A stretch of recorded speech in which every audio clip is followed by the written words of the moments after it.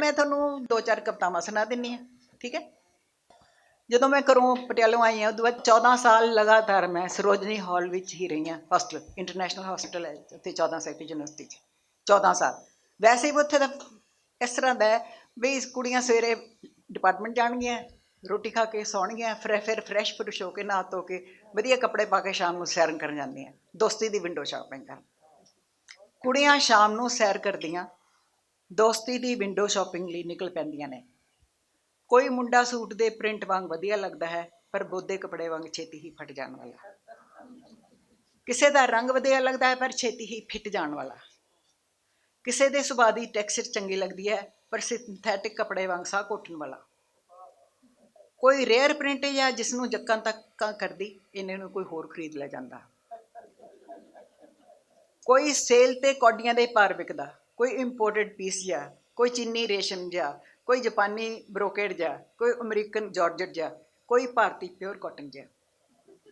कुड़ियां शाम को सैर करदियां दोस्ती की विंडो शॉपिंग करके रोल कॉल तक अपने छोटे छोटे बटुआं विचली मन की भान नूं साम रखदियां हॉस्टल परतदियां हन, ਇਹ सोचदियां होईयां कि मुंडे तो बस मुंडे हुंदे हन। मां दियां टुट्टियां वंगां चों कलेडियोस्कोप चों दिसदे अनगिणत नमूने जाए। मुंडे तो बस मुंडे हुंदे हन, नवे नवे प्रिंट जाए जो खेडण लई तां चंगे हन, पर जिउण लग्गियां एवें छोटी जी गल ते टुट जांदे ने। कमिटमेंट ते दोस्ती, दोस्ती किसी सूफी फकीर का चोला, ते दोस्ती किसी सूफी फकीर का चोला जिसकी फिटिंग का कोई नंबर नहीं होंदा, जो दीवानगी का फ्री साइज है, जो तन दियां टाकियां भावें ना टक सके पर मन का लिबास जरूर बन सकता है। कुड़ियां शाम को सैर करदियां दोस्ती की विंडो शॉपिंग करके रोल कॉल तक अपने बटुआं विचली मन की भान नूं साम रखदियां रोज़ वांग हॉस्टल परतदियां। Thank you. नवी जनरेशन वाले तो हुण रेलीवेंट है ना टाइम ना। दूजी गल है भी ये मास्टरपीसिस ऑफ इंडियन लिटरेचर के सैकेंड वॉल्यूम च इनकलूडिड है, इनू एडिट किया SS नून ने। हुण अगली है पोएम कुड़ियां। कुछ कुड़ियां लंबे रूट की बस होंदियां हन, जो नेड़े तेड़े की सवारी नहीं चुकदियां, जिवें IAS दियां होईयां, कोई होर इधर वड्डे उन्हां दी है ना। कुछ कुड़ियां बनारसी सारियां होंदियां हन, जिन्हां नूं एक बेर देख के ही जी भर जांदा है। कुछ कुड़ियां सुनहरी फ्रेम विचलियां रंगदार फोटोआं होंदियां हन, जिन्हां नूं तुसीं किसी भी ड्राइंग रूम विच सजाया जा सकता है। कुछ कुड़ियां नज़मां होंदियां हन, जिन्हां नूं जिन्नी बेर पढ़ो होर भी वधिया लगदियां हन। कुछ कुड़ियां पछों दी पौण होंदियां हन, जो बिन बोले सीने नाल लग टुर जांदियां हन। कुछ कुड़ियां तितलियां होंदियां हन, जो बचपन के किसी शौक पिछे सारी उम्र के पन्नियां विच कैद होकर रह जांदियां हन। कुछ कुड़ियां रंगदार मच्छियां होंदियां हन, जो मगरमच्छ के हासे तो घबरा के सारी उम्र जागदियां कट दिंदियां हन। कुछ कुड़ियां चंदन का बूटा होंदियां हन, जो सप्पां नूं अपनी छावें पालण दा दम रखदियां हन। कुछ कुड़ियां ज़मीर होंदियां हन, जो हादसियां का हिसाब मंगदियां अपने ही शरीर की सूली लटक जांदियां हन। कुछ कुड़ियां बेगम अख्तर दियां गज़लां होंदियां हन, जो बहुत घट लोगों नूं पसंद आउंदियां हन। कुछ कुड़ियां मां दा हौका होंदियां हन, जो आसमान विच कुआरियां दा राह बन के रह जांदियां हन। Thank you. ਇਹਦਾ ਨਾਂ है मैं तां डुबदे सूरज दा विरलाप हाँ, चढ़दे दिन दा एहसास हाँ, चुप च जड़िया शीशा हाँ, तुहाडे जुल्मां दी गवाही हाँ, रब दा कोई टूणा हाँ, मां लई तवीत हाँ, बाप दी खाधी झूठी कसम हाँ, बेरस्मी दी उमर हाँ। मैं तां तूफान च डोलदी मुहब्बत दी काली चुन्नी हाँ, मैं तां रेते दे घरां दा बूहा हाँ, सुपनियां दी बंद खिड़की हाँ, मैं तां काले समुंदर च डुबिया सिप्पी दा कैद मोती दा सुपना हाँ, मैं तां रेते दे घरां च उजड़े पंछियां दी चीख हाँ, तूफान च डुबदी बेड़ी दी लेख हाँ।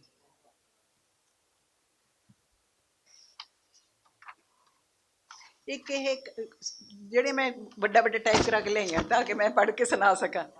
ये कविता ਜਦੋਂ हल्ले होया ना 84 ਦੇ, ਉਸ ਦੇ ਹਾਲਾਤ ਤੇ ਹੈ। ਇਹਦਾ ਨਾਂ ਅੱਜ ਕੱਲ੍ਹ। ਅੱਜ ਕੱਲ੍ਹ ਮੇਰੀਆਂ ਨਜ਼ਰਾਂ ਵਿੱਚ ਤੁਸੀਂ ਸਿਰਫ ਮੇਰੀਆਂ ਅਣਲਿਖੀਆਂ ਕਵਿਤਾਵਾਂ ਪੜ੍ਹ ਸਕਦੇ ਹੋ। ਅੱਜ ਕੱਲ੍ਹ ਮੇਰੇ ਹੱਥਾਂ ਵਿੱਚ ਤੁਸੀਂ ਸੂਲੀ ਦੀਆਂ ਕਿੱਲਾਂ ਚੁੱਭੀਆਂ ਵੇਖ ਸਕਦੇ ਹੋ, ਖੂਬੀਆਂ ਵੇਖ ਸਕਦੇ ਹੋ। ਅੱਜ ਕੱਲ੍ਹ ਮੇਰੇ ਬੋਲਾਂ 'ਚ ਤੁਸੀਂ ਮੇਰਿਆਂ ਵਿਛੜਿਆਂ ਦੇ ਬੋਲ ਸੁਣ ਸਕਦੇ ਹੋ। ਅੱਜ ਕੱਲ੍ਹ ਮੇਰੀ ਚੁੱਪ ਵਿੱਚ ਤੁਸੀਂ ਸਮੇਂ ਦੀ ਖਾਕ ਛਣਦੀ ਦੇਖ ਸਕਦੇ ਹੋ। ਅੱਜ ਕੱਲ੍ਹ ਪਰਿੰਦਿਆਂ ਦੇ ਸਹਿਮ 'ਚ ਤੁਸੀਂ ਮੇਰਾ ਘਰ ਲੱਭ ਸਕਦੇ ਹੋ। ਅੱਜ ਕੱਲ੍ਹ ਉਮੀਦ ਦੀ ਅੱਖ 'ਚ ਤੁਸੀਂ ਔੜ ਉੱਗੀ ਦੇਖ ਸਕਦੇ ਹੋ। ਅੱਜ ਕੱਲ੍ਹ ਤੁਸੀਂ ਮਤਰੇ ਹੱਥੋਂ ਸਾਡੀਆਂ ਕਬਰਾਂ 'ਤੇ ਦੀਵੇ ਬਲਦੇ ਦੇਖ ਸਕਦੇ ਹੋ। ਅੱਜ ਕੱਲ੍ਹ ਮੇਰੇ ਚੁੱਪ ਬੁੱਲਾਂ ਹੇਠ ਦਫਨ ਕਿੰਨੇ ਹੀ ਤੂਫਾਨ ਤੈਰਦੇ ਹੋ ਸਕਦੇ ਹੋ। ਅੱਜ ਕੱਲ੍ਹ ਸਾਡੇ ਖੇਤਾਂ 'ਚ ਤੁਸੀਂ ਵਰਦੀਆਂ ਵਾਲੇ ਮੋਰ ਵੇਖ ਸਕਦੇ ਹੋ। ਅੱਜ ਕੱਲ੍ਹ ਸਾਡੀਆਂ ਸੜਕਾਂ ਨੂੰ ਤੁਸੀਂ ਸਾਡੀ ਚੁੱਪ ਵੱਲ ਮੁੜਦਿਆਂ ਵੇਖ ਸਕਦੇ ਹੋ। ਇਹ ਹੈ ਇੱਕ ਉਦੋਂ ਉਸ ਹਾਲਾਤ ਦੀ ਗੱਲ ਹੈ। ਅੱਛਾ, ਇੱਕ ਇਹ ਪੋਇਮ ਹੈ ਜਿਹੜੀ ਮੈਨੂੰ ਬਹੁਤ ਪਸੰਦ ਆਈ। ਇਹਦਾ ਨਾਂ ਹੈ ਚਾਨਣ ਦੀ ਤਲਵਾਰ। ਜਿਨ੍ਹਾਂ ਦੇ ਘਰ ਬਚਪਨ ਵਿੱਚ ਖੁੱਸ ਜਾਂਦੇ ਹਨ, ਘਰ ਉਹਨਾਂ ਤੋਂ ਦੂਰ ਹੀ ਦੂਰ ਤੁਰੇ ਜਾਂਦੇ ਹਨ। ਇਹ ਬੈਕਗਰਾਊਂਡ ਹੈ ਵੀ ਮੇਰੇ ਫਾਦਰ ਦੀ ਡੈਥ ਹੋਈ ਹੈ ਜਦੋਂ ਮੈਂ 5 ਸਾਲ ਦੀ ਸੀ। ਉਦੋਂ ਹੀ ਤੁਹਾਡਾ ਘਰ ਦਾ ਐਸਾ ਉਹ ਚਲਾ ਜਾਂਦਾ, ਛੁੱਟ ਜਾਂਦਾ। ਜਿਨ੍ਹਾਂ ਦੇ ਘਰ ਬਚਪਨ ਵਿੱਚ ਡੁੱਬ ਜਾਂਦੇ ਹਨ, ਖੁੱਸ ਜਾਂਦੇ ਹਨ, ਘਰ ਉਹਨਾਂ ਤੋਂ ਦੂਰ ਹੀ ਦੂਰ ਤੁਰੇ ਜਾਂਦੇ ਹਨ। ਉਹ ਪਤਾ ਨਹੀਂ ਕਿਸ ਕਿਸ ਦਾ ਜਿਸਮ ਪਹਿਨ ਕੇ ਆਉਂਦੀ ਹੈ, ਹਰ ਵਾਰ ਮੇਰੇ ਤੋਂ ਮੇਰਾ ਘਰ ਖੋ ਚੁਰਸਤੇ 'ਤੇ ਖੜਾ ਕਰਕੇ ਕਹਿੰਦੀ ਹੈ, ਦੇਖ ਕਿੰਨੀ ਅਵਾਰਾਗਿਰਦ ਹੈ, ਕਦੇ ਘਰ ਹੀ ਨਹੀਂ ਵੜਦੀ। ਮੈਂ ਚੁਰਸਤੇ 'ਤੇ ਖੜੀ ਭੀੜ 'ਚੋਂ ਜਣੇ ਖਣੇ ਤੋਂ ਆਪਣਾ ਪਤਾ ਪੁੱਛ ਰਹੀ ਹਾਂ। ਹੁਣ 5 ਪਿਆਰਿਆਂ ਦੇ ਮਿੱਥ ਨੂੰ ਕਿਵੇਂ ਮੈਂ ਰੀਇੰਟਰਪ੍ਰੇਟ ਕੀਤਾ, ਸੱਚਾਈ ਸੱਚ ਦੀ ਭਾਲ। ਮੈਂ ਚੁਰਸਤੇ 'ਤੇ ਖੜੀ ਭੀੜ 'ਚੋਂ ਜਣੇ ਖਣੇ ਤੋਂ ਆਪਣੇ ਘਰ ਦਾ ਪਤਾ ਪੁੱਛ ਰਹੀ ਹਾਂ। ਭੀੜ ਵਿੱਚ ਇੱਕ ਜਣਾ ਨਿਕਲ ਕੇ ਕਹਿੰਦਾ ਹੈ, ਮੇਰੇ ਜ਼ਿਹਨ ਵਿੱਚ ਕਈ ਕਮਰੇ ਹਨ, ਇੱਕ ਕਮਰੇ ਦਾ ਦੂਜੇ ਕਮਰੇ ਵਿੱਚ ਬੂਹਾ ਨਹੀਂ ਖੁੱਲ੍ਹਦਾ, ਤੂੰ ਇੱਕ ਕਮਰੇ 'ਚ ਰਹਿ ਸਕਦੀ ਹੈ। ਮੈਂ ਉਸਦੀ ਚੋਰ ਨਜ਼ਰ ਵੱਲ ਘੂਰ ਕੇ ਵੇਖਿਆ। ਇੰਨੇ ਵਿੱਚ ਦੂਸਰਾ ਜਣਾ ਖੜ ਕੇ ਕਹਿੰਦਾ ਹੈ ਕਿ ਕਿਸੇ ਨਾਲ ਗੁਜ਼ਾਰੇ ਕੁਝ ਖੂਬਸੂਰਤ ਫਲ ਕਾਫੀ ਨਹੀਂ ਹੁੰਦੇ ਰਹਿੰਦੀ ਜ਼ਿੰਦਗੀ ਗੁਜ਼ਾਰਨ ਖਾਤਰ। ਮੈਂ ਉਸ ਵੱਲ ਘੂਰ ਕੇ ਦੇਖਦੀ ਹਾਂ। ਇੰਨੇ 'ਚ ਤੀਸਰਾ ਜਣਾ ਖੜਾ ਹੋ ਕੇ ਕਹਿੰਦਾ ਹੈ, ਘਰ ਤਾਂ ਝੂਠੇ ਰਿਸ਼ਤਿਆਂ ਉੱਤੇ ਸੁਨਹਿਰੀ ਲੇਬਲ ਹੁੰਦਾ ਹੈ। ਤੂੰ ਆਪਣੀ ਮਸਤਕ ਦੀ ਲਾਟ ਨਾਲ ਉਸ ਝੂਠੇ ਲੇਬਲ ਨੂੰ ਕਿਵੇਂ ਰੋਸ਼ਨਾਏਂਗੀ। ਮੈਂ ਸੋਚੀ ਪੈ ਜਾਂਦੀ ਹਾਂ। ਇੰਨੇ 'ਚ ਚੌਥਾ ਜਣਾ ਖੜਾ ਹੋ ਕੇ ਕਹਿੰਦਾ ਹੈ, ਹਰ ਮਰਦ ਚੋਰੀਓਂ ਛਪੋਰੀਓਂ ਆਪਣੇ ਘਰ ਤੋਂ ਦੂਰ ਵੱਲ ਦੌੜਦਾ ਹੈ, ਫਿਰ ਤੂੰ ਸੁੰਨੇ ਘਰ ਦਾ ਕੀ ਕਰੇਂਗੀ। ਮੈਂ ਘਬਰਾ ਜਾਂਦੀ ਹਾਂ। ਇੰਨੇ 'ਚ ਪੰਜਵਾਂ ਜਣਾ ਖੜਾ ਹੋ ਕੇ ਕਹਿੰਦਾ ਹੈ ਕਿ ਪੰਛੀ ਪਾਉਣ ਅਤੇ ਪਵਿੱਤਰ ਸੋਚਾਂ ਨੂੰ ਘਰ ਦੀ ਮੁਹਤਾਜੀ ਦੀ ਲੋੜ ਨਹੀਂ ਹੁੰਦੀ। ਇੰਨੇ ਵਿੱਚ ਸੈਫੋ, ਸਿਲਵੀਆ, ਐਮਿਲੀ, ਬਰੋਂਟੇ, ਰਾਬੀਆ, ਸਾਰਾ ਅਤੇ ਅੰਮ੍ਰਿਤਾ ਦੀਆਂ ਕਸ਼ੀਦ ਆਵਾਜ਼ਾਂ ਮੈਨੂੰ ਕਹਿੰਦੀਆਂ ਸੁਣਾਈ ਦਿੰਦੀਆਂ ਨੇ, ਤੂੰ ਘਰ ਦੀਆਂ ਕੰਧਾਂ ਦੀ ਗੱਲ ਕਰਦੀ ਹੈ। ਤੇਰੇ ਵਰਗੀਆਂ ਆਤਮਾਵਾਂ ਲਈ ਤਾਂ ਵਕਤ ਦੀਆਂ ਸਰਹੱਦਾਂ ਵੀ ਸੌੜੀਆਂ ਲੱਗਣ ਲੱਗ ਜਾਂਦੀਆਂ ਨੇ। ਨਾਲੇ ਤੇਰੀ ਚਾਨਣ ਦੀ ਤਲਵਾਰ ਜੋ ਸੱਚ ਮੰਗਦੀ ਹੈ, ਉਸਦਾ ਵਾਰ ਭਲਾ ਛੇਤੀ ਛੇਤੀ ਕੌਣ ਚੱਲ ਸਕਦਾ ਹੈ। ਇਸ ਲਈ ਤੂੰ ਘਰ ਦਾ ਖਹਿੜਾ ਛੱਡ। ਜਿਨ੍ਹਾਂ ਦੇ ਘਰ ਬਚਪਨ ਵਿੱਚ ਖੁੱਸ ਜਾਂਦੇ ਹਨ, ਘਰ ਉਹਨਾਂ ਤੋਂ ਦੂਰ ਹੀ ਦੂਰ ਚਲੇ ਜਾਂਦੇ ਹਨ। Thank you. ਇੱਕ ਛੋਟੀ ਜਿਹੀ ਨਜ਼ਮ ਹੋਰ ਸੁਣਾਵਾਂ। ਇਹਦਾ ਨਾਂ ਹੈ ਚੇਤਾਵਨੀ। ਜਦੋਂ ਜ਼ੁਲਮ ਦੀ ਹੱਦ ਟੱਪ ਜਾਏ ਤਾਂ ਬੇਜਾਨ ਵਸਤੂਆਂ ਵਿੱਚ ਵੀ ਜਾਨ ਪੈ ਜਾਂਦੀ ਹੈ। ਜਦੋਂ ਦੁੱਖ ਦੀ ਹੱਦ ਟੱਪ ਜਾਏ ਤਾਂ ਇਕੱਲਤਾ ਵਿੱਚ ਵੀ ਤਾਕਤ ਆ ਜਾਂਦੀ ਹੈ। ਜਦੋਂ ਹਕੂਮਤ ਅਨਿਆਏ ਦੀ ਹੱਦ ਟੱਪ ਜਾਵੇ ਤਾਂ ਸਿਆਸਤ ਪਲਟਾ ਖਾਂਦੀ ਹੈ। ਜਦੋਂ ਸੰਕਟ ਹੱਦ ਟੱਪ ਜਾਏ ਤਾਂ ਵਕਤ ਬਦਲ ਜਾਂਦੇ ਹਨ।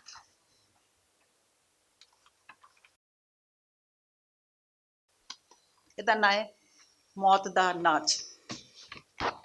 ਮੇਰੀ ਮਾਂ ਮੇਰਾ ਪਹਿਲਾ ਗੁਰੂ ਸੀ, ਜਿਸ ਦੀ ਚੁੰਨੀ ਦਾ ਲੜ ਫੜ ਕੇ ਮੈਂ ਹਾਦਸਿਆਂ ਦੀਆਂ ਝਾਂਜਰਾਂ ਪਾ ਕੇ ਹੋਣੀ ਦੇ ਵਿਹੜੇ ਵਿੱਚ ਆਪਣਾ ਪਹਿਲਾ ਕਦਮ ਪੁੱਟਿਆ ਸੀ। ਮੇਰੀ ਮਾਂ ਮੇਰੀ ਪਹਿਲਾ ਗੁਰੂ ਸੀ, ਜਿਸ ਦੀ ਚੁੰਨੀ ਦਾ ਲੜ ਫੜ ਕੇ ਮੈਂ ਹਾਦਸਿਆਂ ਦੀਆਂ ਝਾਂਜਰਾਂ ਪਾ ਕੇ ਹੋਣੀ ਦੇ ਵਿਹੜੇ ਵਿੱਚ ਪਹਿਲਾ ਕਦਮ ਪੁੱਟਣਾ ਸਿੱਖਿਆ ਸੀ। ਜਿਸ ਦੀ ਚੁੰਨੀ ਦਾ ਲੜ ਫੜ ਕੇ ਮੈਂ ਪਹਿਲਾ ਅੱਖਰ ਓਂਕਾਰ ਬੋਲਦਿਆਂ ਸਾਰੀ ਕਾਇਨਾਤ ਨਾਲ ਰਿਸ਼ਤਾ ਗੰਢਣਾ ਸਿੱਖਿਆ ਸੀ। ਜਿਸ ਦੀ ਚੁੰਨੀ ਦਾ ਲੜ ਫੜਦਿਆਂ ਮੈਂ ਬਾਬਾ ਮਾੜੂ ਦਾਸ ਦੀ ਗੁਫਾ 'ਚ ਰੱਬ ਦੀ ਅੱਖ ਨਾਲ ਅੱਖ ਮਿਲਾਈ ਸੀ। ਮਾੜੂ ਦਾਸ ਉਹ ਸੀ ਜਿਹਦੀ ਉਹਦੇ ਨਾਲ ਮੇਰੇ ਫਾਦਰ ਪੈਦਾ ਹੋਏ ਸੀ, ਉਹਨਾਂ ਦੀ ਬਖਸ਼ਿਸ਼ ਨਾਲ। ਉਸਦੀ ਚੁੰਨੀ ਦਾ ਲੜ ਫੜ ਕੇ ਮੈਂ ਉਸਦੇ ਗੁਰਦੁਆਰੇ ਜਾਂਦੀ ਦੇ ਨੰਗੇ ਪੈਰਾਂ ਦੀਆਂ ਬਿਆਈਆਂ 'ਚੋਂ ਉਸਦੀ ਇਬਾਦਤ ਦੀਆਂ ਸਥਰਾਂ ਪੜ੍ਹਨੀਆਂ ਸਿੱਖੀਆਂ ਸੀ। ਮਾਂ ਮੇਰੀ ਪਹਿਲਾ ਗੁਰੂ ਸੀ, ਜਿਸ ਦੀ ਚੁੰਨੀ ਦਾ ਲੜ ਫੜ ਕੇ ਮੈਂ ਉਸਦੇ ਦਿਲ ਅੰਦਰ ਉੱਗੀ ਜਵਾਨ ਭਰਾ ਦੀ ਕਬਰ 'ਤੇ ਪਹਿਲੀ ਵੇਰ ਮੱਥਾ ਟੇਕਣਾ ਸਿੱਖਿਆ ਸੀ। ਮਾਂ ਮੇਰੀ ਪਹਿਲਾ ਗੁਰੂ ਸੀ, ਜਿਸ ਦੀ ਚੁੰਨੀ ਦਾ ਲੜ ਫੜ ਕੇ ਮੈਂ ਬਚਪਨ ਤੋਂ ਹੀ ਮੌਤ ਦਾ ਨ੍ਰਿਤ ਦੇਖਣਾ ਸ਼ੁਰੂ ਕਰ ਦਿੱਤਾ ਸੀ। ਹੁਣ ਥੋੜ੍ਹਾ ਜਿਹਾ ਰਿਲੀਫ ਦੇਣ ਲਈ ਛੋਟੀ ਛੋਟੀਆਂ ਕਵਿਤਾ ਸੁਣਾਉਂਦੇ। ਧਰਤੀ ਇਹਦਾ ਨਾਂ। ਧਰਤੀ ਉਹ ਸ਼ੀਸ਼ਾ ਹੈ ਜਿਸ ਵਿੱਚੋਂ ਰੂਹਾਂ ਆਪਣੀ ਸ਼ਕਲ ਦੇਖਦੀਆਂ ਹਨ। ਇੰਨੀ ਹੈ ਵੈਸੇ। ਫਿਰ ਹੈ, ਜੁਗਨੂੰ ਕੋਈ ਘਰ ਰੋਸ਼ਨ ਕਰਨ ਯੋਗ, ਆਮ ਲੋਕਾਂ ਲਈ ਜੁਗਨੂੰ ਕੋਈ ਘਰ ਰੋਸ਼ਨ ਕਰਨ ਜੋਗੇ ਨਹੀਂ ਹੁੰਦੇ, ਨਾ ਹੀ ਕੋਈ ਦਿਸ਼ਾ ਦੱਸਣ ਜੋਗੇ ਹੁੰਦੇ ਹਨ। ਬਸ ਇੰਨਾ ਹੀ ਦੱਸਦੇ ਹਨ ਕਿ ਰਾਤ ਹੈ। ਹਵਾ ਅਗਲੀ। ਹਵਾ ਰੁੱਖਾਂ ਕੋਲੋਂ ਮਸ਼ਕਰੀਆਂ ਕਰਦੀ ਲੰਘ ਜਾਂਦੀ ਹੈ। ਹਵਾ ਰੁੱਖਾਂ ਕੋਲੋਂ ਮਸ਼ਕਰੀਆਂ ਕਰਦੀ ਲੰਘ ਜਾਂਦੀ ਹੈ। ਜਾਣਦੀ ਹੈ ਵੱਡੇ ਤੋਂ ਵੱਡਾ ਰੁੱਖ ਵੀ ਉਸਨੂੰ ਪਨਾਹ ਦੇਣ ਜੋਗਾ ਨਹੀਂ। ਰੁੱਖ ਬੈਠ ਗੱਲਾਂ ਕਰਦੇ, ਹਵਾ ਬੜੀ ਸੰਗਦਿਲ ਹੈ। ਸੰਗਦਿਲ ਹੈ ਬਈ, ਫੇਵਰੇਟ ਉਹ ਨਹੀਂ ਹੈ। ਹਾਂ, ਇਹ ਹੈਗੀ ਮੰਨਤਾਂ ਇਹਦਾ ਨਾਮ। ਚਿੱਤਰਗੁਪਤ ਮੇਰੇ ਮੋਢਿਆਂ ਤੇ ਹੀ ਕਿਉਂ ਬੈਠਾ ਰਹਿੰਦਾ? ਤਾਂ ਹੀ ਤਾਂ ਚੰਗਾ ਮੰਦਾ ਕੁਝ ਵੀ ਮੇਰੇ ਤੋਂ ਭੁਲਾਇਆ ਨਹੀਂ ਗਿਆ। ਮਸਲਨ ਪਿੰਜੌਰ 'ਚ ਦਰਖਤ ਦੇ ਤਣੇ ਤੇ ਲਿਖਿਆ ਤੇਰਾ ਤੇ ਮੇਰਾ ਨਾਮ। ਉੱਥੇ ਪਿੰਜੌਰ ਦਰਖਤ ਹੈ ਜਿਹਦੇ ਤਣਿਆਂ ਤੇ ਲੋਕ ਯੰਗ ਏਜ 'ਚ ਆਪਣੇ ਨਾਂ ਲਿਖ ਕੇ ਜਾਂਦੇ ਆ। ਫਤਿਹਪੁਰ ਸੀਕਰੀ 'ਚ ਚਿਸ਼ਤੀ ਦੀ ਦਰਗਾਹ ਤੇ ਬੰਨਿਆ ਤੇਰੇ ਤੇ ਮੇਰੇ ਮਿਲਾਪ ਦਾ ਧਾਗਾ। ਬਨੂੜ 'ਚ ਬੰਨੋ ਮਾਈ ਦੀ ਮਜ਼ਾਰ ਤੇ ਬਾਲਿਆ ਆਸ ਦਾ ਦੀਵਾ। ਪਟਿਆਲੇ ਕਾਲੀ ਦੇਵੀ ਦੇ ਮੰਦਿਰ 'ਚ 5 ਰੁਪਏ ਦੇ ਲੱਡੂ। ਨਾਢਾ ਸਾਹਿਬ ਗੁਰਦੁਆਰੇ 'ਚ 5 ਪੂਰਨਮਾਸ਼ੀਆਂ ਦੀ ਚੌਕੀ। ਦੁੱਖ ਨਿਵਾਰਨ ਸਾਹਿਬ 'ਚ ਸਰੋਵਰ 'ਚ ਬਸੰਤ ਪੰਚਮੀ ਨੂੰ ਇਸ਼ਨਾਨ। ਤੇ ਹੋਰ ਪਤਾ ਨਹੀਂ ਕਿੱਥੇ ਕਿੱਥੇ ਕੀ ਕੁਝ। ਕੀ ਰੱਬ ਨਹੀਂ ਜਾਣਦਾ ਕਿ ਜੋ ਉਸ 'ਚ ਯਕੀਨ ਰੱਖਦੇ ਹਨ, ਉਹਨਾਂ ਦੇ ਹੱਥੋਂ ਹੁਣ ਉਸਦਾ ਕੀ ਬਣੂ? ਉਹਨਾਂ ਦੇ ਹੱਥੋਂ ਉਸਦਾ ਕੀ ਬਣੂ? ਇਹ ਹੈ, ਖੁਦਾ ਖੈਰ ਕਰੇ। ਉਹ ਹਾਦਸਿਆਂ ਦੀਆਂ ਝਾਂਜਰਾਂ ਪਾ ਕੇ ਹੋਣੀ ਦੇ ਵਿਹੜੇ ਵਿੱਚ ਨੱਚਣਾ ਜਾਣਦੀ ਹੈ। ਉਹ ਫੁੱਲਾਂ ਕੋਲੋਂ ਹਾਸਾ ਉਧਾਰਾ ਲੈਣਾ ਜਾਣਦੀ ਹੈ। ਨਜ਼ਰ ਦੀ ਦੂਰਬੀਨ ਨਾਲ ਕਿਤੇ ਵੀ ਬੈਠ ਉਸਨੂੰ ਦੇਖਣਾ ਜਾਣਦੀ ਹੈ। ਉਹ ਘੰਟਾ, ਮਰਦੰਗ, ਵੀਣਾ, ਸੰਖ, ਬਦਲਾਂ ਦੀ ਗਰਜ, ਮੀਂਹ ਦਾ ਰਾਗ ਅਤੇ ਅਨਾਹਦ ਨਾਦ ਵੀ ਸੁਣਨਾ ਚਾਹੁੰਦੀ ਹੈ, ਜਾਣਦੀ ਹੈ। ਉਹ ਜਿਸ ਨੂੰ ਮੁਹੱਬਤ ਕਰਦੀ ਹੈ ਉਸਨੂੰ ਸਿਰਜਣਾ ਵੀ ਜਾਣਦੀ ਹੈ। ਉਸਦੀਆਂ ਅੱਖਾਂ ਵਿੱਚ ਬਲਦੀਆਂ ਮਸ਼ਾਲਾਂ ਨੇ ਤੇ ਹੱਥ ਵਿੱਚ ਚਾਨਣ ਦੀ ਤਲਵਾਰ। ਖੁਦਾ ਖੈਰ। ਬਸ ਥੋੜੀ ਜਿਹੀ ਹੋਰ, ਜ਼ਿਆਦਾ ਨਾ। ਕਵਿਤਾ ਮਰੇ ਬਾਪ ਦੇ ਨਾਮ ਲਿਖਿਆ ਇੱਕ ਜਿਉਂਦਾ ਖਤ ਹੈ। ਅਸ਼ੋਕ ਵਾਟਿਕਾ 'ਚੋਂ ਲਿਖਿਆ ਸੀਤਾ ਦਾ ਬਰੰਗ ਖਤ ਹੈ। ਤਾਰਿਆਂ ਦੀ ਸਰਦਲ ਤੇ ਬਲਦਾ ਦੀਵਾ ਹੈ। ਤਾਰਿਆਂ ਦੀ ਜੂਨ ਹੈ। ਬੇਕਸੂਰੇ ਫਾਂਸੀ ਚੜ੍ਹਨ ਤੋਂ ਪਹਿਲੇ ਪਲਾਂ ਦੀ ਆਖਰੀ ਖਾਹਿਸ਼ ਹੈ। ਚੇਤਨਾ ਦੀ ਕਾਪੀ ਦਾ ਉਹ ਸਫ਼ਾ ਹੈ ਜਿੱਥੇ ਜਿੰਦ ਸੋਚੀ ਪੈ ਜਾਂਦੀ ਹੈ। ਚੰਦ ਸੂਰਜ ਦੇ ਪਹੀਆਂ ਵਾਲੇ ਸਾਈਕਲ ਦਾ ਸਫ਼ਰ ਹੈ। ਜ਼ਿੰਦਗੀ ਦੀ ਕਾਲੀ ਸਲੇਟ ਤੇ ਅਮਿੱਟ ਅੱਖਰਾਂ ਦੀ ਜੁਰਤ ਹੈ। ਸਮੁੰਦਰ ਦੇ ਗ੍ਰੰਥ ਦਾ ਕੋਈ ਬੋਲਦਾ ਪੰਨਾ ਹੈ। ਇਹ ਹੈ ਪੋਇਮ, ਮੇਰੀ ਬਹੁਤ ਸੈਂਸਿਟਿਵ ਹੈ, ਮੇਰੇ ਬ੍ਰਦਰ ਦੀ ਡੈਥ ਤੋਂ ਬਾਅਦ ਦੀ। ਹੱਕਾਂ, ਜਿਹੜੀ ਕਿ ਹਰ ਰਾਤ ਹੀ ਮੈਂ ਇੱਕ ਤਰੀਕੇ ਨਾਲ ਉਹਨੂੰ ਦੇਖਦੀ ਹਾਂ।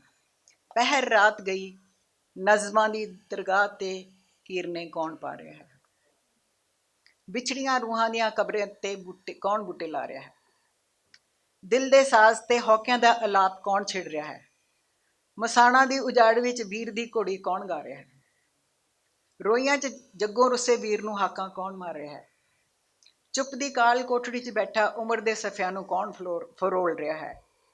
ਬਚਪਨ ਦੀਆਂ ਯਾਦਾਂ ਤੋਂ ਲੈ ਕੇ ਮੌਤ ਦੀ ਖੇਡ ਤੱਕ ਦੀਆਂ 52 ਝਾਕੀਆਂ ਦੇਖਦਾ ਆਪਣੇ ਆਪ ਨੂੰ ਸੂਈ ਦੇ ਨੱਕੇ ਵਿੱਚੋਂ ਕੌਣ ਲੰਘਾ ਰਿਹਾ ਹੈ। ਕੁਵੇਲੇ ਝਖੜਾਂ 'ਚ ਮੌਤ ਦੀ ਕੰਧ ਤੇ ਅਥਰੂਆਂ ਦਾ ਦੀਵਾ ਕੌਣ ਬਾਲ ਰਿਹਾ ਹੈ। ਇਹ ਕੌਣ ਹੈ ਜੋ ਵੱਡੀ ਰਾਤ ਗਈ ਅਜੇ ਵੀ ਜਾਗ ਰਿਹਾ ਹੈ। ਪਹਿਰ ਰਾਤ ਗਈ ਨਜ਼ਮਾਂ ਦੀ ਦਰਗਾਹ ਤੇ ਕੀਰਨੇ ਕੌਣ ਪਾ ਰਿਹਾ ਹੈ। ਇਹ ਹੈ ਥੋੜੀ ਜਿਹੀ ਅੱਗ ਦੇ ਮੋਤੀ। ਹਾਂ, ਜਾਓ ਰਾਬੀਆ ਨੂੰ ਬੁਲਾਓ। ਸਾਰਾ ਸ਼ਗੁਫਤਾ ਦੀ ਕਬਰ ਤੇ ਉੱਗਿਆ ਕੋਈ ਸੁਪਨਾ ਸੁਣਾਓ। ਸਿਲਵੀਆ ਪਲਾਥ ਦੀਆਂ ਨਜ਼ਮਾਂ ਦੇ ਨਕਸ਼ ਪਛਾਣੋ। ਐਮਲੀ ਬ੍ਰੌਂਟੇ ਦੀ ਨਦੀ 'ਚ ਛਿੜੀ ਕੰਬਣੀ ਜਾਣੋ। ਮੀਨਾ ਕੁਮਾਰੀ ਦੀ ਅਰਥੀ ਲਈ ਕੋਈ ਮੋਢਾ ਲਿਆਓ। ਸੀਤਾ ਦਾ ਅਸ਼ੋਕ ਵਾਟਿਕਾ ਚੋਂ ਲਿਖਿਆ ਬਰੰਗ ਖਤ ਪੜੋ, ਰੋਸ਼ਨਾਰਾ ਦੇ ਟੈਂਕ ਹੇਠੋਂ ਪੁਰਜ਼ੇ ਲੱਭ ਕੇ ਲਿਓ, द्रौपदी ਦੀ ਚੀਰ ਹਰਨ ਵਾਲੀ ਸਾੜੀ ਦਾ ਰੰਗ ਪਛਾਣੋ। ਇਹਨਾਂ ਸਾਰੀਆਂ ਦੇ ਸਰਾਣੇ ਖੜੀ ਮਨਜੀਤ ਟਿਵਾਣਾ ਦੀਆਂ ਨਜ਼ਮਾਂ ਦੀ ਦੁਹਾਈ ਸੁਣੋ। हाँ, ये बड़ी डेयरिंग कविता है जिहड़ी कि मैं तुहानूं इत्थे दिल्ली सुना सकदी हां। वैसे पटियाले वर्गे शहर च तो बिल्कुल ही नहीं। खैर, ਇਹਦਾ ਨਾਂ ਹੈ ਉਹ ਤੇਰਾ ਕੀ ਲੱਗਦਾ। ਜਦੋਂ ਕੋਈ ਕਹਿੰਦੇ ਨਾ ਵੀ ਤੁਹਾਡਾ ਆਈਡੀਅਲ ਮੈਨ ਕੌਣ ਹੈ, ਜਿਵੇਂ ਇੱਕ ਵਾਰੀ ਹੁੰਦਾ ਵੀ ਡ੍ਰੀਮ ਚਿਲਡਰਨ ਹੈ ਇੱਕ ਚਾਰਲਸ ਡਾਰਵਿਨ ਦੀ ਕਹਾਣੀ, ਜਿਹਦੇ 'ਚ ਸਾਰੀ ਉਹ ਬੰਦਾ ਬਿਮਾਰ ਹੈ, ਇਕੱਲਾ ਹੈ, ਉਹਨੂੰ ਫੇਫੜੇ ਗਏ ਹੋਏ ਹੈ, ਪਰ ਨਾ ਉਹ ਇਮੈਜਿਨ ਕਰ ਰਿਹਾ ਵੀ ਉਹਦੇ ਛੋਟੇ ਛੋਟੇ 2 ਬੱਚੇ ਹੈ, ਬਾਜ਼ਾਰ 'ਚ ਉੱਥੇ ਬਾਗ ਵਿੱਚ ਉਹ ਚੈਰੀ ਤੋੜਦੇ ਹੈ, ਮਾਲੀ ਤੋਂ ਦੇਖ ਕੇ ਚੁੱਪ ਕਰਕੇ ਐਂ ਕਰਦੇ ਹੈ। ਅਖੀਰ 'ਚ ਜਾ ਕੇ ਜੇ ਝਟਕਾ ਲੱਗਦਾ ਹੈ ਤਾਂ ਉਹਨੂੰ ਪਤਾ ਲੱਗਦਾ ਉਹ ਇਕੱਲਾ ਹੀ ਬੈਠਾ ਕੁਰਸੀ ਨਾਲ, ਹੈ ਨਾ। ਉਸ ਤਰ੍ਹਾਂ ਇਹ ਮੈਂ ਇਹਦਾ ਨਾ ਉਹ ਤੇਰਾ ਕੀ ਲੱਗਦਾ। ਉਹ ਜਦੋਂ ਬੱਚਿਆਂ ਵਾਂਗ ਰੋਂਦੀ ਹੈ ਤਾਂ ਉਸਨੂੰ ਮਾਂ ਬਣ ਚੁੱਪ ਕਰਾਉਂਦਾ ਹੈ। ਉਹ ਜਵਾਨ ਪਿਓ ਵਾਂਗ ਉਸਨੂੰ ਘੁਮਾ ਵੀ ਲਿਆਉਂਦਾ ਹੈ। ਉਹ ਰੱਖੜੀ ਦੇ ਦਿਨ ਵੀ ਤੇ ਕਰਮਾਂ ਦੇ ਤਿਉਹਾਰ 'ਤੇ ਵੀ ਉਸਦੇ ਨਾਲ ਹੁੰਦਾ ਹੈ। ਉਹ ਉਸਦੇ ਸੁਪਨਿਆਂ ਦੀ ਡਾਚੀ ਦੀ ਡੋਰ ਵੀ ਹੱਕਦਾ ਹੈ। ਉਹ ਉਸਦੀ ਉਮੀਦ ਦੀ ਡੰਗੋਰੀ ਵੀ ਬਣਨਾ ਚਾਹੁੰਦਾ ਹੈ। ਉਹ ਉਸਨੂੰ ਮਾਰੂਥਲਾਂ 'ਚ ਭਟਕਦੇ ਨੂੰ ਦੇਖ ਪੰਨੂ ਨੂੰ ਗਾਲਾਂ ਵੀ ਕੱਢਦਾ ਹੈ ਤੇ ਰੋ ਵੀ ਪੈਂਦਾ ਹੈ। ਉਹ ਉਸਦੀਆਂ ਨਜ਼ਮਾਂ 'ਤੇ ਮਾਣ ਵੀ ਕਰਦਾ ਹੈ। ਉਹ ਜਦੋਂ ਬੇਬਸ ਘੜੀਆਂ 'ਚ ਰੱਬ 'ਤੇ ਕੀਤੇ ਅਣਗਿਣਤੇ ਗੁਨਾਹ ਦੀ ਮਾਫੀ ਮੰਗਦੀ ਹੈ, ਉਦੋਂ ਉਹ ਰੱਬ ਨਾਲ ਵੀ ਆਡਾ ਲੈਣ ਲਈ ਤਿਆਰ ਹੋ ਜਾਂਦਾ ਹੈ। ਇਸ ਸਾਰੇ ਕਾਸੇ ਦੇ ਬਾਵਜੂਦ ਉਹ ਉਸਦਾ ਕੁਝ ਨਹੀਂ ਲੱਗਦਾ। ਅੱਛਾ, ਉਹ ਵੀ ਸੁਣਾ ਦੇ। ਅੱਛਾ ਅੱਛਾ, ਇੱਕ ਕਵਿਤਾ ਹੋਰ ਵੀ ਹੈ ਜਿਹੜੀ ਕਹੋਗੇ ਤਾਂ ਮੈਂ ਕਿਤਾਬ 'ਚ ਕੱਢ ਕੇ ਸਾਨੂੰ ਇੱਕ ਇਹ ਕਵਿਤਾ ਮੈਂ ਇਲਜ਼ਾਮ 'ਚ ਲਿਖੀ ਸੀ ਉਦੋਂ। ਇਹ ਪੁਰਾਣੀ ਗੱਲ ਹੈ, 77 ਦੀ ਹੈ, 78 ਦੀ। ਇਹ ਤੁਹਾਨੂੰ ਸੁਣਾਉਂਦੀ ਮੈਂ। ਨਜ਼ਮ ਦਾ ਨਾਂ ਹੈ ਪਤੀ। ਪਤੀ ਇੱਕ ਭੁੱਖਾ ਭੇੜੀਆ ਹੈ ਜੋ ਤੁਹਾਨੂੰ, ਇਹ ਹੋਂਦ ਬਾਰੇ ਗੱਲ ਹੈ, ਜੋ ਤੁਹਾਨੂੰ ਹੋਰ ਭੇੜੀਆਂ ਤੋਂ ਤਾਂ ਬਚਾ ਲੈਂਦਾ ਹੈ ਪਰ ਆਪ ਖਾ ਜਾਂਦਾ ਹੈ। ਪਤੀ ਇੱਕ ਭੇੜੀਆ ਹੈ ਜੋ ਤੁਹਾਨੂੰ ਆਪਣੇ ਜ਼ੁਬਾੜੇ ਵਿੱਚ ਰੱਖ ਕੇ ਕਹਿੰਦਾ ਹੈ ਤੂੰ ਕਿੰਨੀ ਸੁਰੱਖਿਅਤ ਹੈ, ਮੈਂ ਤੈਨੂੰ ਖਾਂਦਾ ਨਹੀਂ।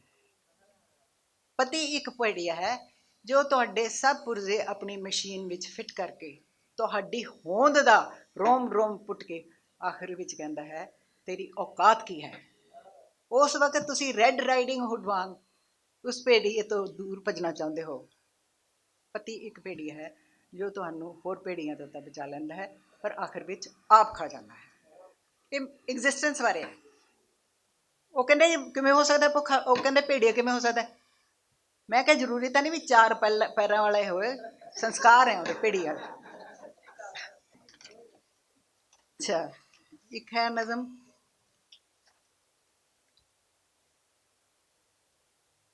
ਰੱਖੜੀ। ਹਰ ਸਾਲ ਮੈਂ ਰੱਖੜੀ ਦੇ ਆਪਣੇ ਭਰਾ ਨੂੰ ਜਿਹੜਾ ਜਾ ਚੁੱਕਿਆ ਜਹਾਨ ਤੋਂ ਉਹਨੂੰ ਯਾਦ ਤਾਂ ਕਰਦੀ ਹਾਂ। ਉਹ ਰਾਤ ਦੀ ਪੌੜੀ ਉੱਤਰ ਵਕਤ ਦਾ ਬੂਹਾ ਖੋਲ੍ਹਦੀ ਹੈ। ਉਹ ਰਾਤ ਦੀ ਪੌੜੀ ਉੱਤਰ ਵਕਤ ਦਾ ਬੂਹਾ ਖੋਲ੍ਹਦੀ ਹੈ।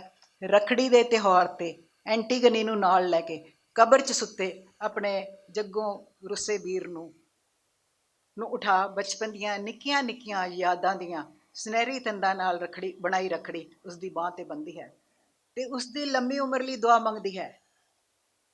ਦੁਆ ਕੱਚ ਦੇ ਗਲਾਸ ਵਾਂਗ ਉਸਦੇ ਹੱਥੋਂ ਛੁੱਟ ਕੇ ਟੁੱਟਦੀ ਹੈ। ਪੈਸਿਆਂ ਦੇ ਬਦਲੇ ਉਸਦੇ ਹੌਕੇ ਜੇਬ 'ਚ ਪਾ ਕੇ ਮੁੜ ਵਕਤ ਦਾ ਬੂਹਾ ਢਾਉਂਦੀ ਹੈ। ਸਵੇਰ ਦੀ ਪੌੜੀ ਚੜ੍ਹਦੀ ਹੈ, ਨੀਂਦ ਨੂੰ ਦਿੱਤਾ ਤਿਆਗ ਪੱਤਰ ਪੜ੍ਹਦੀ ਹੈ, ਸੂਰਜ ਦਾ ਬੂਹਾ ਜ਼ੋਰ ਜ਼ੋਰ ਦੀ ਖੜਕਾਉਂਦੀ ਹੈ। ਇੰਝ ਐਤਕੀ ਰੱਖੜੀ ਦਾ ਤਿਉਹਾਰ ਮਨਾਉਂਦੀ ਹੈ। ਬਸ ਠੀਕ ਹੈ, ਬਹੁਤ ਹੋ ਗਿਆ।